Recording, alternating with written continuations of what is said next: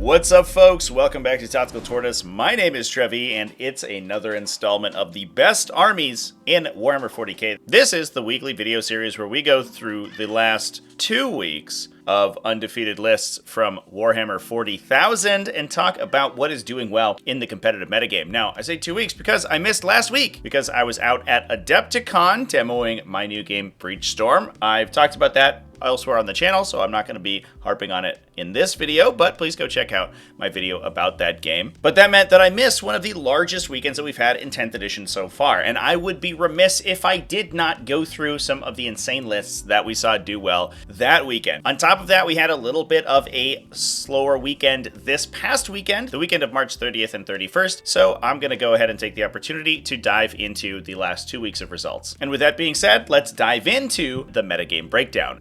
First off, Grey Knights continue their relative dominance over the metagame. They've had a couple of weeks recently since they saw some huge buffs to their Nemesis Dread Knights, where they've been doing incredibly well, and that continues with undefeated results at the Kelpie Crusade, West Coast GT, Doom at the Dojo, as well as an XO1 draw result at BR Wargaming. Necrons also got to the finals of BR Wargaming, but drew Grey Knights for the final placement, so they are also coming in with an XO1. They also took down Coco's March Madness, and last week, the Manchester Super Major, one of the largest events of the weekend. Adeptus Custodes similarly doing pretty well, a tie at All Is Dust, but we also saw them take down Warzone Wycombe and go undefeated at the West Coast GT. Finally, that faction that everyone has been really worried about since the latest update is actually putting up some results and doing fairly well. Tau Empire coming out of kind of the woodwork with another big weekend. These guys are getting a new codex momentarily, so we're not going to be spending too much time talking about their current builds, but we will talk about their win at the Adepticon Championship, the biggest event of last weekend. And they also saw an undefeated result at Rosehammer 2. Adepta Sororitas also saw 2 undefeated results at West Coast GT and Void War GT. Drukhari coming in with an XO1 at the Firebug Open, alongside a win at the very appropriately named GothCon. I know that that's probably in reference to the Goths that sacked Rome, but you know, I'm going to assume that everyone went there wearing chains and dark clothes. Adeptus Mechanicus making an appearance with an undefeated list from Titan Slayer. Blood Angels also saw a little bit of success at the Warhammer 40k GT event. Space Wolves also continuing to do fairly well with another undefeated result from the OP March Madness. Black Templars did take down the aforementioned Firebug Open alongside with leagues of Votann, and we saw a couple of factions with just a single tie on their record. Tyranids at the GT Puerto de Mazaran, Dark Angels at All Is Dust, and Death Guard at Imperium Tertius. So with that out of the way, let's dive into some lists, starting at the top of this list with the Grey Knights. One of the biggest events of this past weekend, West Coast GT, saw 3 undefeated players go 6-0, one of them being Trevor Lowen running Grey Knights. First off, great name, Trevor. You've done a good job with your naming choice. I appreciate you.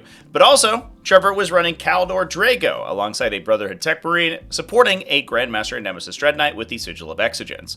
We then had a big 10-man Brotherhood Terminator squad. These guys could attach into Drago and get his bonus to charge out of Deep Strike. The big Terminator squad can really dominate the center of the table and make it really problematic to fight into. They can come in and make a fairly reasonable charge out of Deep Strike, kill some stuff on objectives, and shoot fairly well with a bevy of side cannons. Once your opponent comes in to try to kill them, you can then just use Missive Deimos to get away and then Rapid Ingress them back on the table to move and charge again to try to get 2 executions of their lethal hits on the charge ability from the Brotherhood Terminators themselves. Not to mention Caldor Drago's own very impressive melee profile. We then had 2 strike squads for some objectives secured, 2 interceptor squads to score some secondaries alongside a Calidus Assassin, and 3 regular old Nemesis Dread Knights. The Nemesis Dread Knight lists continuously doing well for Grey Knights. These guys adding a ton of damage output to the army with their newfound bonuses to their guns. 4 total Dread Knights in this army plus a big brick of Terminators means that it is kind of threading the needle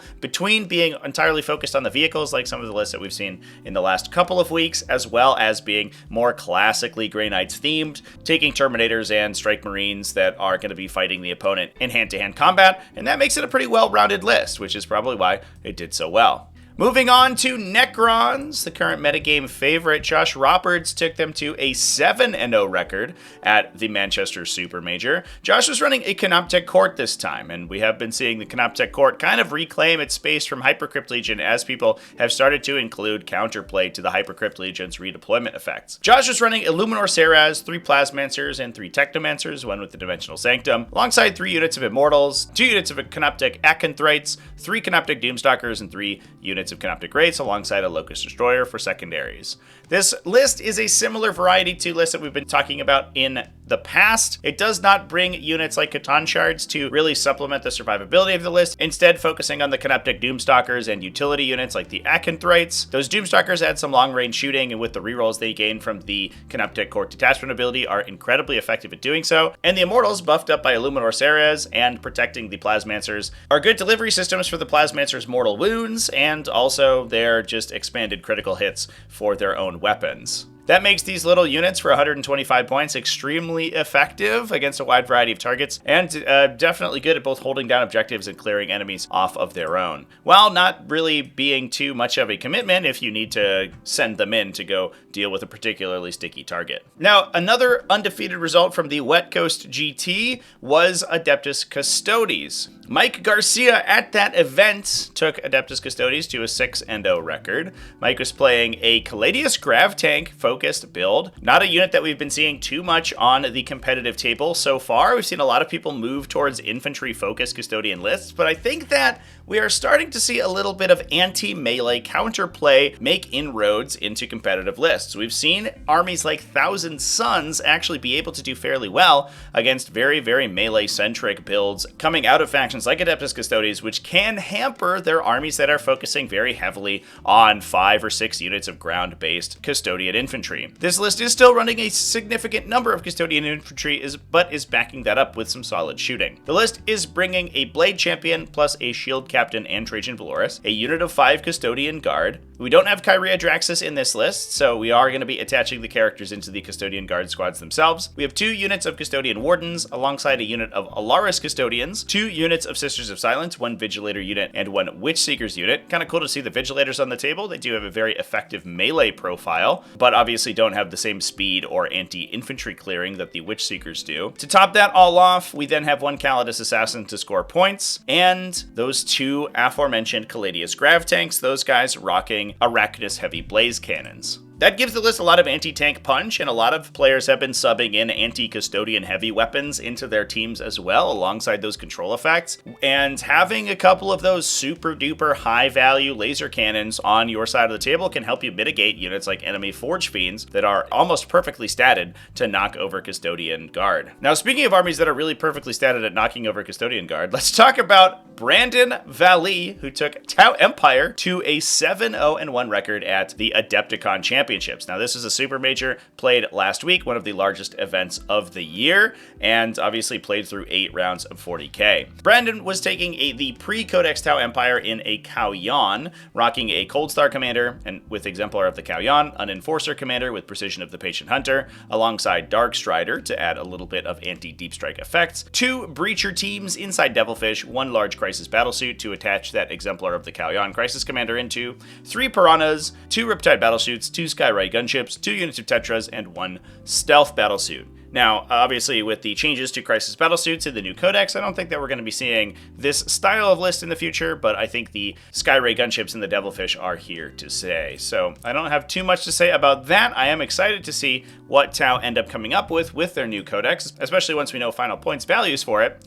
And we'll move back to the Wet Coast GT. This one had a lot of results from it, and today we're going to be talking about Brendan McKenzie's Adepta Sororitas. Brendan was running Morvenval, Junith Iroita, alongside an Imagifier and a Palatine with the Blade of St. Eleanor, alongside a Missionary with Saintly Example to let him generate Miracle Dice when he is destroyed. That lets you throw that guy forward, score some secondaries, and if your opponent actually wants to kill him, then you're just going to be generating tons of Miracle Dice to push forward your aggression in the future. Now, speaking of tons of Miracle Dice, we're also going to be getting lots of those because we have lots of individual units in this army. We are very much back to the MSU style of Adepta Sororitas that we've been seeing, as a little bit of a departure from the mechanized styles that are focusing on units like Castigators and Immolators. This is instead running one unit of Paragon Warsuits to jump into with Morvenn Vahl. That is a big hammer unit for the faction, and I'm not surprised to see them. We then have 2 Battle Sister squads alongside a Sisters Novitiate squad and 2 Immolators. So the Immolators can jump in half of those Battle Sister squads, allowing them to combat squads, so they can split into potentially 4 separate units, each of which is then able to generate a Miracle Dice when they die.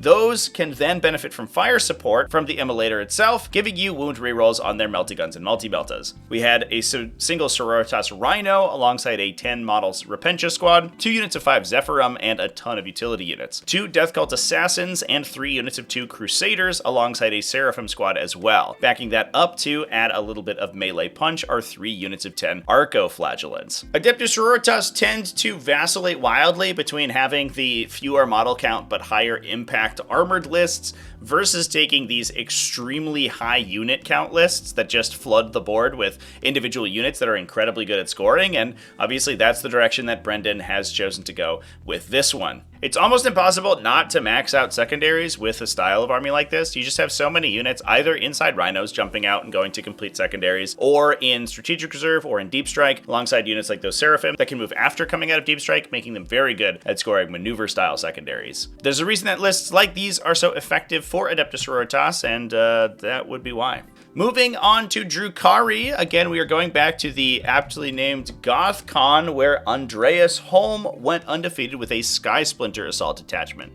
Andreas was running Drazhar alongside Lilith Hesperax, 2 Archons, one with the Nightmare Shroud to prevent his unit from being overwatched, 2 units of Capellite Warriors, and 1 unit of Witches for Lilith to jump into, alongside a single unit of Rax. We then had 3 units of Incubi, so we have places to sit for both the Archons and Drazhar himself. That's 2 units of 5 and 1 unit of 10 Incubi, 2 units of Mandrakes for a little bit of utility, 2 units of Scourges with all Dark Lances alongside their Solarites Shard Carbine. That adds a little bit more ranged firepower to the list, and with those guys' ability to move after shooting, they're actually fairly good at scoring secondaries themselves as well, if you want to commit them that far up the board. We had 2 Raiders and 4 Venoms to carry all of the infantry around. Those 4 Venoms adding a lot of options to combat squad out the Capellite Warriors, or even the Witches potentially, to give you more scoring units and make the army better at completing secondary objectives and holding down backline objectives. And last but certainly not least, the pièce de résistance was a single Chronos to regenerate pain tokens, as is to be expected, and 2 Talos with twin Haywire blasters alongside twin liquefier guns.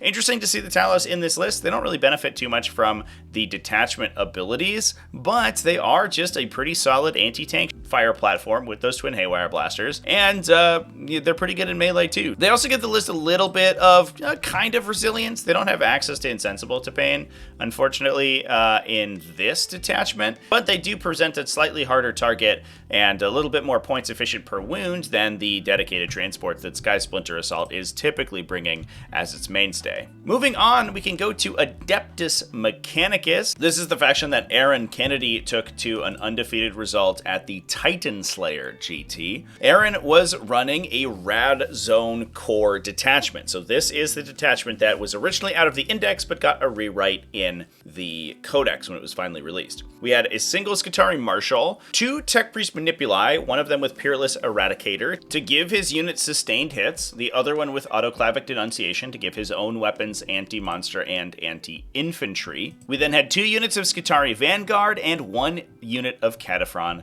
Breachers, probably to jump in with that Tech Priest Manipulus with Peerless Eradicator to give him both lethal and sustained hits on that unit, giving them huge benefits when they fish for critical successes once they are standing next to a battle line unit like the Skitarii Vanguard. We then had a big unit of 10 Taraxi Sky Stalkers to steal objectives away from people with their double move ability, alongside 3 units of 3 Iron Strider Ballistari and 3 units of 3 Sidonian Dragoons. We then had 2 individual Scorpius Dune Riders to carry around the Skitarii Vanguard, and a single Calidus Assassin for utility. I know a lot of Adeptus Mechanicus players are disappointed to see the Iron Strider and Sidonian Dragoon metagame present for the faction, since those units are expensive and difficult to procure. And while my heart goes out to them, I know that it is also good that they have an effective unit composition in the army. They are extremely efficient, if in points, not in dollars, I guess, but they are nonetheless very effective. And we've seen several lists running this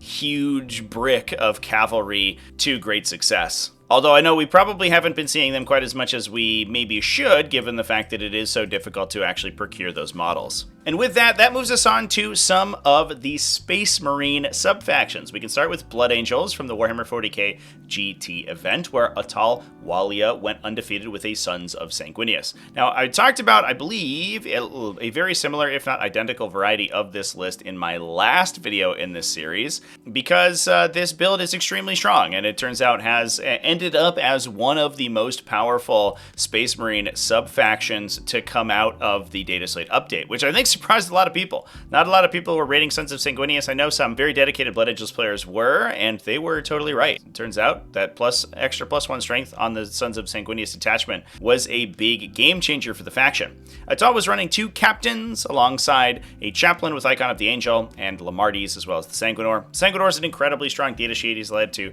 heroically intervene essentially from combat, from deep strike directly into combat, and he has fights first. So if you engage into any of these units with a medium infantry style of unit that is not particularly survivable against mid-strength 2 damage attacks, he will clip your entire unit out, and you won't kill him. And then you're going to feel sad about that, because he gets to swing before even charging units get to go. We then had 2 Assault Intercessor squads. Those guys would jump in with the captains to give the captains wound rerolls if they attack enemies on objectives.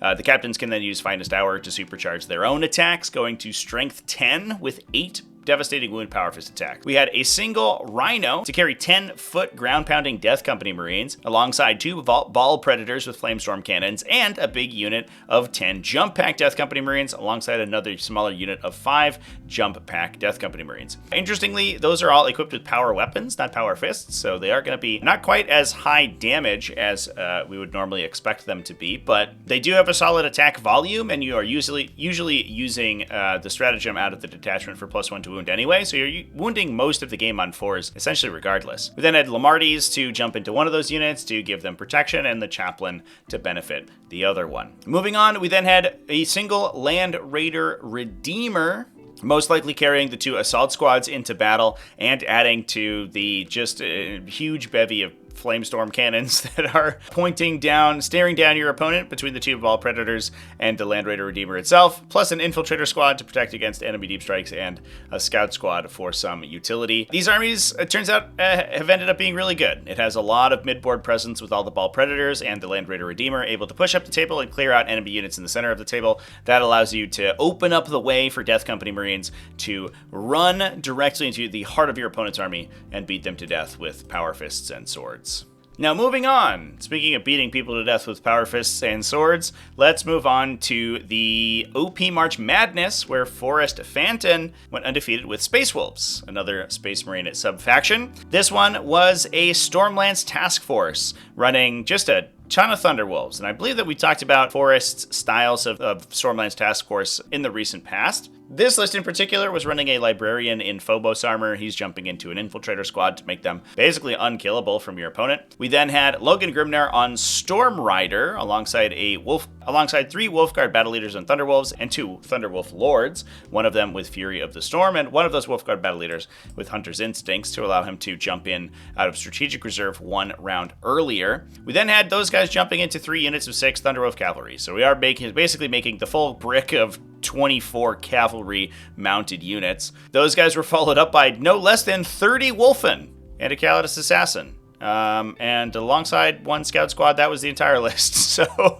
basically balls out aggression over here. We have a couple Infiltrators to hopefully prevent enemies from blocking us out. Even if they do, we can send the Wolfen in to clear out enemies very cost effectively, since those huge numbers of pretty hard to kill and hard hitting Wolfen are only 160 points, 16 points model for a really, really strong stat line, despite the fact that they can't hold objectives or take objectives, which is a little sad for them, although they are are good at just murdering your opponent off objectives, which basically contests it. Once your opponent is beaten into submission by the Wolfen, you can send in the Thunderwolf Cavalry without them being move blocked, and they'll just kill everyone. Certainly that game plan has worked for Forrest, since he was able to go 5-0 with this style of list, and more power to him. Cool to see truly melee-oriented lists between this and the Sons of Sanguinius coming back to the fore for 10th edition 40k. I know for a long time people kind of had written off melee-focused armies, saying that this was basically entirely the addition of shooting, but it seems like, especially with some of these Space Marine builds, there's still some melee damage to be dealt. And that moves us on back to the Firebug Open, where we're going to stay for the last couple of lists that we're going to talk about today, where Kevin Zollinger went undefeated with an Ironstorm Spearhead. This was a Black Templars variety of Ironstorm, so we're going to be making use of our Crusader squads and additional multi-meltas on top of our Gladiators, and I think we've talked about very similar lists of this one in the past. We have a Tech Marine with Adept of the Omnissiah, one with Master of Machine War, and one with Target Augury Web, alongside 4 units of Crusaders, just 5 models apiece with multi-meltas and melta-guns. Those guys popping into Rhinos to shoot out at the top with all the benefits that Ironstorm Spearhead gives them.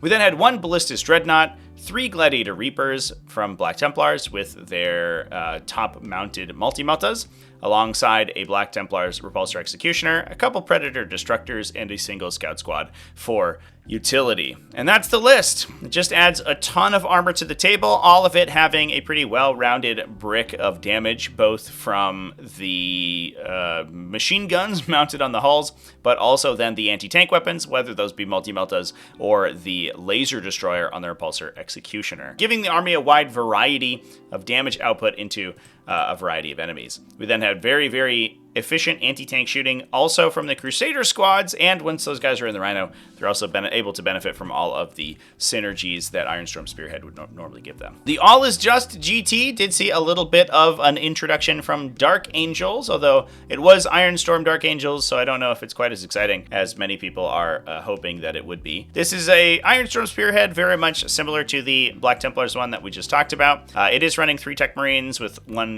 each of the 3 different enhancements, alongside Azrael, 2 units of Assault Intercessors with jump packs, a Ravenwing Dark Shroud protecting 3 Redemptor Dreadnoughts, giving them stealth, alongside 2 Storm Raven gunships to add a little bit of fast shooting, and a Storm Speeder Thunderstrike with a Calidus Assassin in order to add some utility. The Storm Raven gunships embarking the Redemptor Dreadnoughts and potentially the characters to drop them wherever you need them is an incredibly strong combo, and one that we've been seeing more and more recently in more recent varieties of Ironstorm Spearhead, and especially Dark Angel styles of Ironstorm Spearhead that don't necessarily have the same number of tools or multi-meltas available to them as Black Templars. But the style list is very strong. The Storm Raven gunships add a ton of flexibility. They are extremely hard to kill, and you're basically presenting an entire front of -1 damage, with both the Storm Ravens and the Redemptor Dreadnoughts all having that same defensive mechanic. You're protecting that as well with Adept of the Omnissiah and the stealth from the Dark Shroud, and that makes this list one of the most difficult lists in the game to kill, at least in this current format. This list ended up tying for first place at the All Is Just GT, and I think with the recent success of Ironstorm Spearhead, especially the Dark Angels varieties of them, I think we can see why. We have 1 list left to talk about from that Firebug Open, that being Max Cantor's Leagues of Votann. Max was bringing 2 Grimnars alongside a Call, the Call running Appraising Claire. We then had 1 unit of Hearthkin Warriors and 6 Sagitaurs. We're back to Sagitaur spam. Everybody, it is coming back despite the recent increases to the Sagitaur's cost. Turns out that thing is still pretty good. High toughness, pretty solid shooting, and super duper fast alongside the ability to combat squad units embarking into it. Just makes this thing the complete package. Also, it's really small, which actually helps it move through terrain and potentially hide out of line of sight as well, which can certainly preserve its survivability, even though its defensive profile is really good for its points still. We then had 2 units of 5 Chthonian Berserks, 1 unit of Einhir Hearthguard, and a ton of Hernkin Pioneers to follow up that scout moves. We had a total of 15 Hernkin Pioneers in 2 units of 6 and 1 unit of 3. The breakdown of transport embarkation is a little bit funny for this list because it has more transports than units that you could really easily embark into it. We had the 2 Grimnirs that could jump into 2 of the Sagitaurs, alongside the Hearthkin Warriors that can combat squad and jump into 2 Sagitaurs as well. And the 2 units of 5 Chthonian Berserks can also take up the last 2 Sagitaurs. So we have a total of 6 Scout Moving Sagitaurs plus 15 Scout Moving Hernkin Pioneers. Those can potentially create a ton of table space, a lot of presence on the board, prevent your opponent from moving. If you do go first with this list, not only can you alpha strike basically anything in their army with the amount of speed that you have, but you can also prevent them from leaving their deployment zone, which basically means you dominate the middle of the table, you prevent them from doing anything and scoring, and then also screening out your Einhir Hearth card, which are then going to drop into the middle and basically kill everyone. So if you do go first, this list is amazing. It's still good going second, but it's definitely a real tempo play if it goes first. With that, we did have a couple of factions that did go undefeated at results, but did not have all wins on their record, and I will add them in on the end over here. First off, we had Alvaro Molto from the GT Puerto de Metaron. Alvaro was running Tyranids in an invasion fleet, taking Death Leaper alongside a Neuro Tyrant to improve the power of Shadow in the Warp. We had 3 units of 10 Gargoyles, 1 Biovore to score trillions of points, 3 Exocrines, 3 Maleceptors, 2 Neurolictors, a Pyrovore, as well as 2 Tyrannofexes. This list is a classic monster mash right after my own heart. I've talked at length about how powerful the Exocrine plus Maleceptor plus Pyrovore combo is. Once the combo is assembled, you're able to put pretty solid shooting from the Maleceptor at potentially +1 to wound from a nearby Neurolictor, assuming that you have battle shocked your opponent. That also ignores covers and reroll ones to hit. You can then be getting sustained 1 or lethal from the detachment ability as well. And with a Hive Tyrant, this list also goes kind of crazy because you're then able to advance and shoot all those models. This list in particular doesn't have a Hive Tyrant, but instead makes up those points with additional forward-facing resilient units. The Tyrannofexes with rapid regeneration attached onto them are extremely tough to kill for 190 points. They're also pretty good at overwatching and clearing out enemy infantry with their acid sprays. And we had 30 Gargoyles as well in order to flip enemy objectives to maintain control. This list does have to wombo combo out to do a lot of damage, but it is incredibly good at controlling the mid-board. The Gargoyles are able to move block your opponent, steal their objectives away, and complete your secondaries, while just immense numbers of huge bugs stand in the middle of the table and just hope not to die until you win on primary. And with that, last but certainly not least, we're going to move over to the Imperium Tertius GT and talk about Alexander Groschel, who went 4-0-1 with Death Guard. This list is a little bit of a return to form for Death Guard Plague Marine-centric lists. We've been seeing a lot of players moving away from Plague Marine lists and moving towards lists that were relying on more heavily armored units and not necessarily the same number of characters that we have seen in the Plague Marine bricks of the past, but Alexander is back to that old staple. He is running 2 Biologus Putrefires as well as 2 Foul Blightspawn. Those guys are each jumping into a unit of Plague Marines. We had 2 units of 10 Plague Marines that could each attach 1 of each of those characters because of their Fetid Virion attachment abilities, letting them dual attach with each other. So we had 2 units of Plague Marines with the Fight First and expanded lethals that could potentially turn into additional sustains as well once you get into melee from those Biologus Putrefires, and multiple Putrefires to throw their free grenades. We then had a unit of Death Shroud Terminators. Those guys could attach in with a Terminator Sorcerer to make them a little bit tougher to kill, alongside 2 Predator Destructors, a Fetid Bloat Drone, 2 Death Guard Rhinos to keep those Plague Marines and characters inside, 2 units of 3 Nurglings, and 2 War Dog Brigands to make up the Allies slot for all of the many reasons that Allies are extremely good in Death Guard, alongside Mortarion to round things out. The Plague Marine units have been kind of relegated to being 0 to 1 inclusion in many Death Guard lists more recently, but it's nice to see them back on the table in at least some numbers, instead of just windmill slamming more Plague Bridge Crawlers. And with that, those are all the best armies in Warhammer 40k for this week. Let me know down in the comment section, which one is your favorite? Big thanks to everybody who supports the channel as well, either over on Patreon at patreon.com/TacticalTortoise, YouTube channel members, and Twitch subscribers. All you people are amazing, and I love you. Remember to keep it classy, folks, and happy wargaming.